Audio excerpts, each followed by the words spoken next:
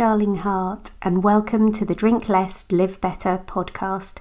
This is the podcast that helps you to see that drinking less doesn't need to be stressful, lonely, or boring. I'm your host, Sarah Williamson, and I decided to have a year alcohol-free as a little life experiment and haven't looked back. With my experience and training, I now help other people with their alcohol-free or drink less adventures.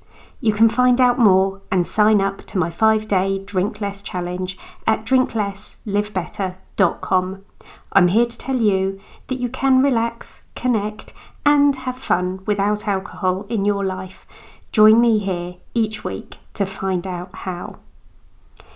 Here we are, in the new year. Welcome to 2023. I'm not sure that I'm any more qualified to welcome you here than the next person, but no matter, here I am. Let's pretend I'm on the doorstep of this new time, place and energy. I'm here to tell you that we can thank 2022 for all it gave us, kiss it into the past and choose to softly move our gaze forward. Now, I'm the first person to say I do not love a New Year's resolution. I'm also not big on thinking of massive goals to achieve or really even intention setting. I do, however, have a few winter activities I like to look at, ready for thinking about the year ahead. Now, first of all, I'd like to point out that none of this has to start on the 1st of January, or indeed in January at all. A year ahead is a massive 12 months of possibility, and sometimes when we try to force something to happen on or from a particular date, we're met with resistance and it doesn't happen, and then we get deflated. So I urge you, if here we are on the 4th or 5th or 6th of January, having not quite started the thing that we set out to do, that's okay. Probably one of the biggest experiments or challenges I ever set myself was to stop drinking, and my start date for that ended up being the 8th of December. There's nothing special at all about the 8th of December. It was just the right time for that particular thing to kick off for me, and I'm so glad it did. Don't think about whatever it is that you want to bring into your life having to last all year long. Just start it for today, perhaps for this week, perhaps for the rest of this month, and see how you go. If you've got a list of things that you'd like to achieve, please don't think that you have to start them all at the beginning of the year. Maybe it's really worth spreading your year into quarters or months.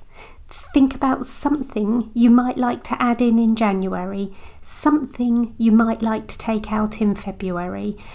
Make your year a holistic year of different achievements, goals, ambitions, whatever it is that you want for the end of the year. You'll end up in a better place if you've done plenty of bits of the different things and aren't getting worried about achieving none of the things. Have a think about who you really want to be, and then break that down into monthly ambitions as well. It is okay to have a long-term vision if that's what you really want. Do dream big. Go all in.